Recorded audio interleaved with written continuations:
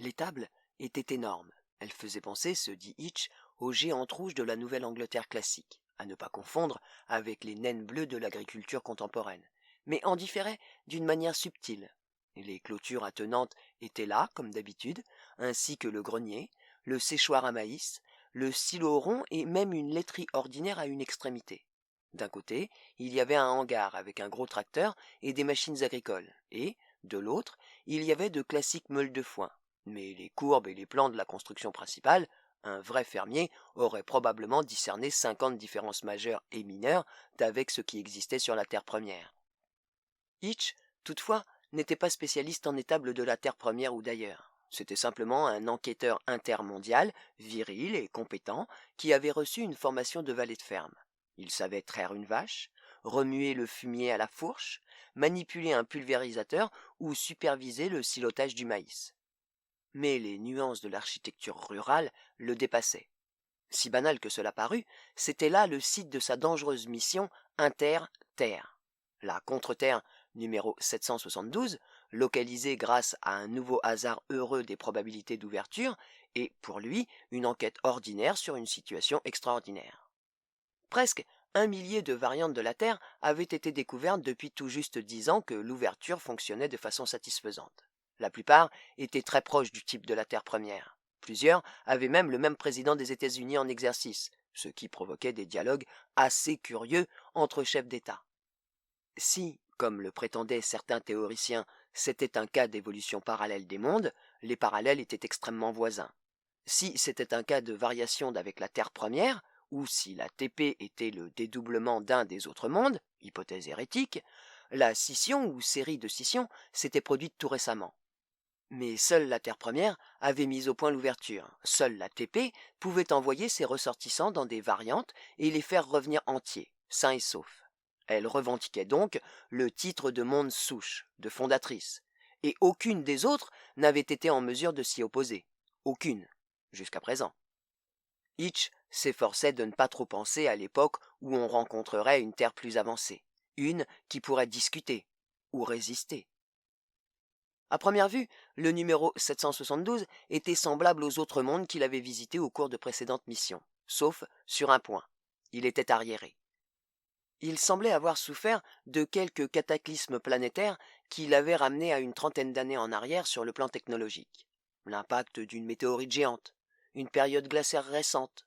Hitch n'était pas fort en analyse historique ou géologique, mais il savait que quelque chose avait radicalement diminué sa vie animale, et donc tout retardé jusqu'à ce que les humains s'adaptent. Il n'y avait pas d'ours sur la 772, pas de chameaux, pas de chevaux, de moutons ou de chiens, pas de chats ni de cochons, peu de rongeurs. En fait, l'homme était à peu près le seul mammifère subsistant, et des siècles s'écouleraient avant que la surpopulation lui cause des soucis. Peut-être un microbe venu de l'espace, ou un dur coup de gelée.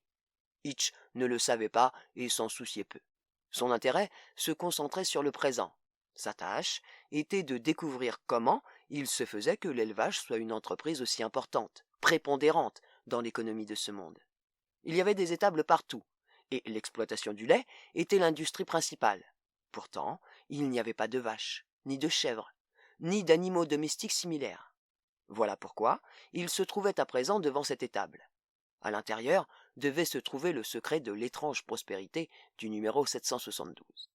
Donc, un peu d'espionnage innocent avant l'admission officielle au Commonwealth des variantes de la Terre première. La Terre première ne tenait pas à se fourrer dans une alliance avec une dictature répressive, ou une société adonnée aux sacrifices humains, ou toute autre bizarrerie. Chaque variante était indéniablement différente, de façon évidente ou subtile, et certaines étaient... Oh, peu importe ce que disait Io, cela ne le concernait pas. Yolande aimait lui faire des conférences sur les éléments théoriques des relations entre variantes, tout en évitant avec adresse la réalité des relations entre hommes et femmes, après lesquelles il soupirait lui. Depuis plusieurs mois qu'il la connaissait, il avait fini par souffrir d'une intense frustration. À présent, il devait jouer le rôle d'un valet de ferme au nom de la sécurité et de la diplomatie de la Terre première. Belle sublimation sexuelle que cela promettait d'être. Il pouvait contempler le fumier et rêver du visage de Yolande. Il lança un coup de pied à une motte de terre et se mit en marche pour exécuter sa mission. Dommage que le premier inspecteur n'ait pas pris la peine de jeter un œil dans une étable. Mais les inspecteurs des Monts Vierges avaient de notoriété publique la peur des armes à feu, quand ils ne se montraient pas carrément lâches. Ils faisaient des incursions de quelques secondes, répétant l'opération dans divers endroits, puis remettaient leurs caméras et détecteurs automatiques au labo, qui déchiffrait les résultats pendant qu'eux repartaient pour des vacances bien payées. Le boulot pénible était laissé aux enquêteurs de la seconde expédition, comme Hitch. Derrière l'étable, de longs parcs à bestiaux s'étendaient jusqu'aux méandres d'une rivière. Ce devait être là que le bétail paissait pendant la journée. Mais l'unique photographie de ce site ne révélait rien. Encore une bourde typique de ces inspecteurs. Non, ils devaient se montrer justes, même envers les gars chargés des premières enquêtes. Le travail était réellement périlleux, parce qu'il n'était pas possible de prévoir quelle menace recelait une variante jamais explorée. Le gars risquait de débarquer dans un nuage d'hypérite, ou pire encore, à moins que ce ne soit dans la gueule d'un carnotaure, et de revenir sur la terre première à l'état de carcasse couverte de brûlures ou de sang. Il lui fallait se maintenir en vie assez longtemps pour que son matériel fonctionne convenablement, et le temps manquait pour fourrer son nez dans des machins comme les étables. L'emploi de matériel robot était proscrit en raison du danger qu'il tombe entre des mains ennemies. Le premier inspecteur de la 772 ne s'était probablement même pas rendu compte du manque d'animaux. Et il n'y aurait d'ailleurs pas attaché d'importance. Seule la minutieuse analyse du labo avait mis en évidence ce que ce monde-là avait de bizarre. Quand il serait rentré, il dépenserait son énergie, et cette fois, la douce Io ne le ferait dévier du sujet que bien après ce qu'il sous-entendait. Il était maintenant tout près de l'étable, mais ne se hâtait pas.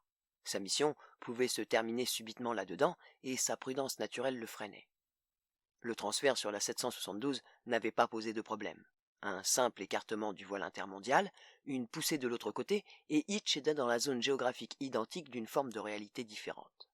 Quand il en aurait fini ici, une pression selon un code donné sur le bouton encastré dans son crâne ferait apparaître en quelques secondes l'ouverture de récupération, et il serait happé de l'autre côté. Il ne risquait rien aussi longtemps qu'il restait assez vigilant pour pressentir le danger avant ce délai de quelques secondes. Il avait simplement à mener son enquête et rassembler les faits sans éveiller de soupçons ou se quereller avec les naturels du pays. Il n'était pas autorisé à porter d'autres armes qu'un couteau ordinaire attaché à sa cheville. C'était la règle. Il l'approuvait. Imaginez les ennuis que pourrait provoquer la perte d'un simple assommeur. Jusqu'à présent, les choses s'étaient déroulées avec une facilité trompeuse. Il avait été déposé dans une région boisée, près d'une ville assez importante, si bien que son entrée n'avait ébobi aucun passant. C'était un autre avantage supplémentaire de la première enquête, le repérage d'endroits convenant à une arrivée plus en douceur. Pas question qu'il se retrouve confondu avec le tronc d'un arbre. Il s'était rendu dans cette ville et avait chapardé un journal. La langue de la 772 était la même que celle de la Terre première, du moins en Amérique, et il lut la page des petites annonces sans difficulté. Seuls quelques termes argotiques le déconcertèrent. Sous la rubrique offre d'emploi, il y avait un certain nombre de demandes pour du personnel sachant s'occuper du bétail. C'était la raison de sa venue ici. Le gentleman farmer devant qui il s'était présenté au point du jour n'avait même pas regardé ses fausses références. Hitch avait compté là-dessus. L'aube et l'heure de presse dans une ferme, et une entreprise qui manque de main-d'œuvre ne peut guère se montrer difficile. Excellent, nous avons besoin de quelqu'un d'expérimenté. Nous avons de beaux animaux ici, et nous tenons à les surveiller de près. Nous nous efforçons de prendre bien soin de notre cheptel. Animaux? Cheptel? Trayait-il des poules ou des tortues ici? Je dois dire, répliqua Hitch avec une timidité bien jouée, qu'il y a un petit bout de temps que je n'ai pas travaillé dans une ferme. J'ai voyagé à l'étranger. Ceci pour prévenir les questions sur son accent qui ne ressemblait pas à celui de la 772. Il me faudra probablement un jour ou deux pour m'y remettre, pour reprendre le courant, vous savez, mais je ferai de mon mieux. Il était là pour 1 heure ou 2 en tout cas. Je comprends. Je vais vous donner un plan de travail pour mon plus petit troupeau. 50 têtes, et pas une qui ait mauvais caractère. Sauf peut-être Iota, mais elle est en chaleur. Elles deviennent en général nerveuses à ces périodes-là. Pas de quoi s'inquiéter. Il prit un bloc et se mit à griffonner. Vous connaissez le nom de toutes vos bêtes? Hitch se moquait de cette question sans importance, mais aimait mieux que le fermier continue à parler. L'autre s'y prêta volontiers, souriant avec orgueil, tandis que son crayon courait. Tous. Pas question de jouer les propriétaires absentéistes ici. Je dirige ma ferme moi-même, et je vous assure que toutes les vaches que je possède sont issues de champions. Les vaches? Hitch soupçonna le laborantin auteur du rapport critique sur la 772 d'avoir lampé le liquide de développement. Pas de bovin? Que vous dites? Et si vous avez la moindre difficulté, vous n'avez qu'à venir me trouver, déclara le fermier en lui tendant le plan de travail qu'il avait inscrit noir sur blanc et un petit manuel. Je vous aurais bien mis au courant moi-même, mais j'ai de la papasse en retard à liquider. Des difficultés? Si une bête se blesse, quelquefois elle se heurte au stall ou glisse, ou s'il y a du matériel qui fonctionne mal. Ah, bien sûr. Oui, il voyait que le type était pressé. Le moment avait été bien choisi. Cela s'était passé trop facilement. Maintenant, le nez expérimenté de Hitch flairait quelque chose de plus que l'odeur du fumier. La catastrophe. Ce sont les missions qui n'ont l'air de rien qui vous réservent le plus de mauvaises surprises.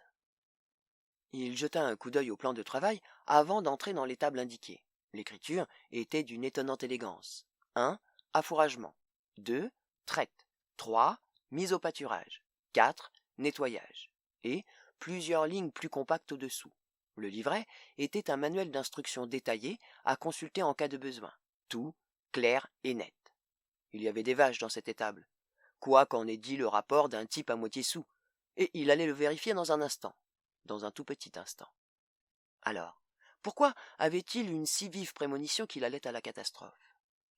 Hitch haussa les épaules et entra. Une suffocante puanteur de latrine l'assaillit, mais évidemment c'était normal. Il n'y avait rien comme une étable pour sentir l'étable. Son nez commença à s'y accoutumer presque aussitôt, en dépit du fait que l'odeur ne ressemblait pas à celle de la ferme où il avait suivi son stage de formation. Il cessa, presque, d'y prêter attention. Il s'arrêta dès la porte franchie, pour laisser ses autres sens s'adapter à la pénombre et au bruissement de l'intérieur odoriférant. Il se trouvait devant une sorte d'allée qui s'enfonçait dans l'étable avec des stalles de chaque côté. Au-dessus des longues mangeoires pointait une double rangée de têtes sortant d'entre les lâtres embourrés des compartiments individuels. Elles se tournèrent vers lui dans un geste d'attente à son arrivée, en émettant de doux murmures presque humains d'anticipation. Ce matin, le troupeau avait faim naturellement. L'heure était déjà avancée. Tout au bout, en face de lui, se trouvait l'entrée de la laiterie, un emplacement séparé de l'étable par les deux battants d'une porte hermétiquement fermée. Des petits couloirs s'ouvraient à sa droite et à sa gauche, figurant la barre d'un thé au milieu de laquelle il se tenait. L'allée de gauche contenait des sacs d'aliments. L'autre... Hitch cligna des paupières pour s'éclaircir la vue. Pendant un instant, quand il avait examiné cette allée sur la droite, il aurait juré avoir vu, dans une stalle, une magnifique femme aux cheveux noirs qui le dévisageait. Une femme nue. Une femme ressemblant beaucoup à Yolante, à cela près qu'il n'avait jamais aperçu, même le temps d'un éclair, Io en état de nudité. Ridicule. Un coup d'œil plus attentif ne lui fit rien découvrir là-bas. Son subconscient lui jouait des tours, donnait un peu de piquant à une mission assommante. Il se força à regarder droit devant lui. L'épisode, si fugitif et imaginaire qu'il eût été, l'avait secoué, et maintenant c'était presque comme s'il était pris de trac devant ce public d'animaux. Comme ses yeux achevaient de s'adapter, Hitch sentit la stupeur le paralyser. Ce n'étaient pas des museaux bovins ou caprins qui l'accueillaient, c'étaient des têtes humaines. Les traits agréables et les chevelures lisses de jeunes femmes en bonne santé. Chacune était debout dans sa stalle, nue, les mains agrippées aux barreaux puisqu'il n'y avait d'espace que pour passer la tête. Des blondes, des brunes, des rousses, grandes, petites, voluptueuses, tous les types étaient représentés. Ce groupe habillé n'aurait déparé aucune assemblée joyeuse de la première terre. À deux détails près, leur poitrine pour commencer. Les seins étaient énormes et tombants. Dans certains cas, ils pendaient jusqu'à la taille et d'une ampleur proportionnelle. Hitch était sûr qu'aucun soutien-gorge normal ne pourrait contenir ces melons. Ils échappaient à toute correction esthétique. Il aurait fallu un chirurgien esthétique sadique de nature pour seulement essayer. Deuxièmement, l'expression des femmes. Elle avait le vide et le souriant de l'idiotie. Des laitières. Sans savoir pourquoi, il eut soudain la vision d'une ruche, du va-et-vient bourdonnant des abeilles ouvrières. Il en avait vu assez. Sa main se leva vers l'emplacement de son crâne où les cheveux couvraient le bouton d'appel, et s'immobilisa comme son œil se posait sur la plus proche paire de mamelles. Bien sûr, il avait la clé de l'énigme. Bien sûr, cette variante n'était pas digne d'entrer dans la Confédération. Vraisemblablement, son rapport déclencherait une opération de police planétaire, car l'élevage cynique d'êtres humains était intolérable. Toutefois, les extrémités semblables à des pies palpitaient légèrement au rythme de la respiration de la jeune femme, incroyablement pleine. Il était partagé entre l'attirance et la répulsion, tandis que l'élément intellectuel luttait en lui pour maîtriser le physique. Mettre la main sur une de ces... Et s'il partait maintenant, qui nourrirait les vaches affamées? Son rapport pouvait attendre une demi-heure. Il lui faudrait plus longtemps que ça pour retourner au quartier général, même après l'utilisation de l'ouverture. Il avait encore le temps. Hitch ouvrit le manuel d'instruction et lut le paragraphe sur l'affouragement. L'eau ne posait pas de problème, apprit-il. Une canalisation la menait dans chaque cellule et elle était à disposition. Mais il fallait distribuer les aliments dans les mangeoires. Il retourna dans le coin formant réserve et chargea sur un chariot un sac de biscuits enrichis. Il poussa le chariot dans l'allée principale et se servit de la main en métal toute proche pour servir 2 livres à chacune. Les jeunes femmes passèrent avec empressement les bras entre les barreaux pour saisir les morceaux, les prenant à pleine paume, sans utiliser le pouce, et mâchant avec appétit les biscuits noirs. Hitch remarqua qu'elles avaient toutes de fortes dents blanches, mais fut incapable de comprendre pourquoi elles n'utilisaient pas leurs pouces et leurs autres doigts comme des pouces et des autres doigts. Pourquoi agissaient-elles volontairement avec cette maladresse? Oui, c'étaient des animaux en pleine santé, et rien de plus. Il dut retourner 2 fois chercher des sacs, évitant de regarder dans le couloir de droite. Vide, de peur que son imagination ne recommence à lui jouer des tours. Il avait l'impression qu'il se montrait trop généreux dans sa distribution, mais finalement le petit déjeuner fut servi. Il recula et observa le festin. Les premières avaient déjà fini, et 2 d'entre elles étaient accroupies dans le coin de leur stalle, les fonctions de leurs intestins manifestement stimulées par les parties non digestibles des aliments. Sa présence ne semblait pas les gêner dans l'accomplissement de cet acte intime. Pas plus que la présence du fermier ne gêne une vache qui se décharge de sa bouse. Et ces vaches avaient l'air bien satisfaites. Avaient-elles toutes été lobotomisées? Il n'avait pas remarqué de cicatrices. Il goûta machinalement un biscuit. C'était dur, mais pas fibreux, et la saveur en était étonnamment riche. D'après l'étiquette, pratiquement toutes les vitamines et les minéraux nécessaires à la santé animale et à la production d'un lait crémeux étaient contenus dedans. Seuls manquaient les aliments qui abondent dans le feuillage des pâturages. À rouler la masse sur sa langue, il le crut volontiers. Il se demanda quel genre de pré était à la disposition d'êtres comme ça. Elle ne mangeait sûrement pas d'herbes, ni de feuilles. Y avait-il des légumes et des fruits là-bas au milieu des liches de sel?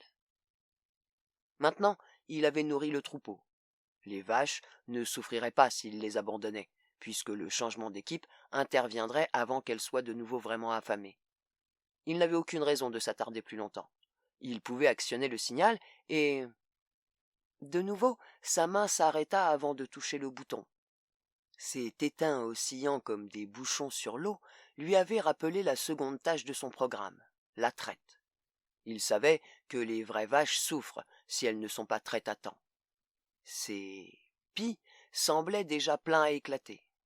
Non d'une pipe, il n'avait pas renoncé à toute humanité quand il avait obtenu sa licence d'inspecteur.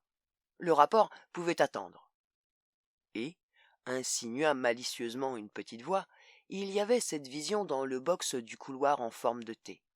Rien ne s'opposait à ce qu'il y ait une femme nue là-bas, c'est évident. Une qui n'avait pas l'allure de ces vaches aux pieds pendants. Une de type virginal, ressemblant à Yolante. Voilà la vraie raison qui l'empêchait de presser tout de suite le bouton. Il était incapable de partir avant d'avoir rassemblé le courage lui permettant d'inspecter cette stalle de près. Il étudia le manuel, heureux pour le moment de revenir au travail à faire. Apparemment, il y avait 6 treilleuses pour cette aile. Des appareils suceurs avec des récepteurs coniques adhérents par dépression. Il ouvrit la salle de traite, roula une machine jusqu'au premier poste et la brancha. Elle se mit à bourdonner. Il hésita avant de passer à la seconde phase de l'opération. Mais les instructions étaient claires et il se dit qu'un travail est un travail. La tâche à accomplir, il était obligé de le reconnaître, sortait de l'ordinaire, mais ce n'était pas tout à fait désagréable. Il déverrouilla la première barrière, tout le devant de la stalle s'ouvrit, et approcha prudemment de son occupante, le harnais de traite à la main. C'était une grande brune, à la hanche et à la chevelure aussi généreuse que ce qui sautait aux yeux. À la surprise de Hitch, elle attendit docilement pendant qu'il attachait le harnais. Des courroies de fibres autour du cou, de la taille et du buste juste au-dessous des bras avec des bandes croisées dans le dos et entre les seins. La dernière fut difficile à ajuster, parce que les mamelles pendaient l'une contre l'autre comme des outres de vin pleines. Mais il réussit à la mettre en place en l'insérant avec un mouvement de scie. Le tout avait pour but d'empêcher la vache de sauter à bas du poste de traite ou de s'écarter trop de la treilleuse, bien que le harnais, de l'avis de Hitch, n'eût guère pu résister à une secousse assez forte.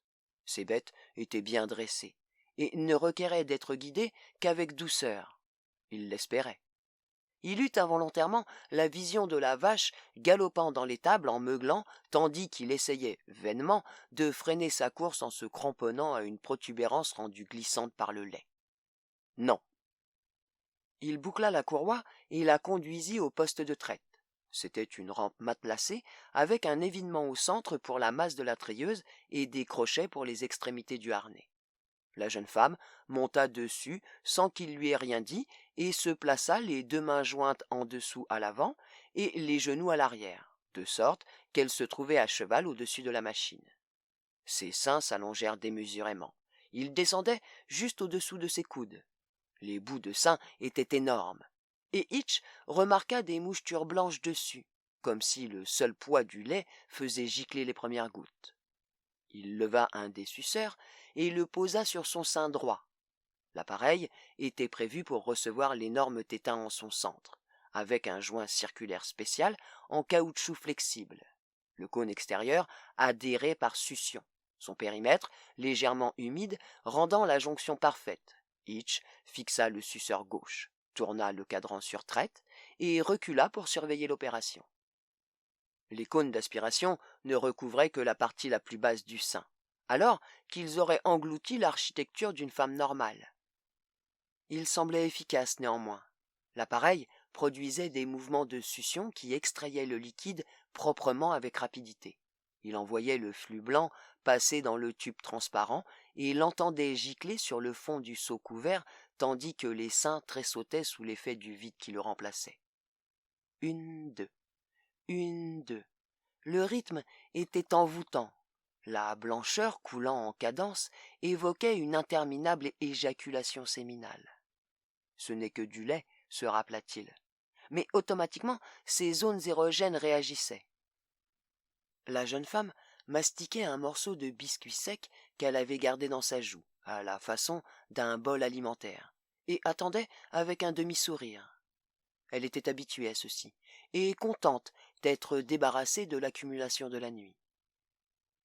Plus que 49. Il la laissa là et se dirigea vers la suivante avec une assurance considérablement augmentée. Les vaches sont des vaches, après tout, quel que soit leur aspect physique. Quand il eut occupé les 6 postes de traite, la première vache en avait fini. Il détacha la brune, dont la poitrine était à présent lamentablement flasque, la mena à la porte, qui était à l'autre extrémité de la salle de traite, et enleva le harnais. La courroie centrale de devant se dégagea d'entre des rubans de chair pendillant. Combien avait-elle donné? 1 litre? Près de 4? Il n'avait aucune idée des normes habituelles, mais supposa qu'elle était une bonne laitière. Elle sortit en gambadant, avec un joyeux frémissement de fesses, sa chevelure flottant au vent. Vue de côté, une femme splendide. Avant de refermer la porte, il remarqua dans la cour de grands tas de pommes, de carottes, et de ce qui ressemblait à des cacahuètes non épluchées. La jeune femme était déjà en train de les éparpiller, n'ayant pas encore assez faim pour faire autre chose que de jouer avec la nourriture. Et il y avait bien des liges de sel, en bas, près du ruisseau. L'heure qui suivit fut mouvementée. Une fois pris le tour de main, il lui suffit de 30 secondes pour amener chaque vache et fixer la treilleuse, puis de 15 secondes environ pour la libérer une fois la traite finie. Mais il fallait plus de temps pour celles qui se trouvaient les plus éloignées de la salle de traite, et toutes les 5 vaches, il était obligé de remplacer le pesanceau de chaque appareil. En conséquence, il devait s'activer sans arrêt. et l'attention qu'il accordait à chacune devint très superficielle. S'occuper d'une laiterie est un rude travail. La sueur lui coulait le long du nez quand il déposa le dernier seau fermé sur le tapis roulant conduisant à la partie de l'étable où le lait était industrialisé et plaça les tuyaux et cônes de succion dans la laveuse stérilisatrice automatique. La traite était faite. Le troupeau mis au pâturage. La dernière fois qu'il avait regardé, elle chahutait au milieu des épluchures de cacahuètes et s'ébattait avec force et éclaboussure dans l'eau peu profonde du ruisseau. Et il pouvait rentrer la conscience tranquille. Que le propriétaire garde donc, avec les compliments de la terre première, ce que Hitch avait gagné jusqu'à présent comme salaire. Le type aurait besoin de toutes ses ressources quand commencerait l'opération de police de l'ATP. Que cherchait-il à trouver? Il n'était pas prêt de faire le voyage de retour sur la terre première, loin de là. Il y avait encore ce box à examiner. S'il y avait une femme là, et si elle ressemblait à Yolante, eh bien, ce monde-ci était une variante. Beaucoup, sinon même la plupart de ses habitants, avaient des chances d'être identiques, ou du moins très semblables, à ceux de la Terre. Il pouvait y avoir une Yolante ici. Peut-être plus accessible que la sienne. Il repoussa à nouveau de son esprit cette pensée, peu soucieux d'en envisager d'un seul coup toutes les ramifications. D'ailleurs, il avait d'excellentes raisons, découlant de sa mission, de rester ici plus longtemps. D'abord, ces laitières étaient pratiquement dépourvues d'intelligence, c'était visible, rendues telles par des moyens qu'ils ne connaissaient pas. Mais elles ne pouvaient pas produire autant de lait sans avoir été d'abord accouplées. Cela impliquait qu'elles avaient vélé, et pas depuis très longtemps. Qu'était-il arrivé au petit? Son rapport ne serait pas complet sans ce renseignement, bien sûr. Cette situation était trop scandaleuse pour qu'on l'étudie superficiellement. Il en était presque venu à penser à des êtres humains comme à des animaux pendant le coup de feu de la traite. Mais ce n'en était naturellement pas. Cette étable représentait la plus sérieuse atteinte aux droits de l'humanité jamais découverte dans les variantes de la Terre, et elle ne se pratiquait même pas au nom de la guerre ou du racisme. C'étaient des animaux de race blanche, des femmes, se reprit-il avec colère. Dans ce monde, jusqu'où allait l'aliénation complète de la liberté? Y avait-il des vaches noires ou asiatiques? D'autres races étaient-elles utilisées pour le travail de force, les distractions ou la viande?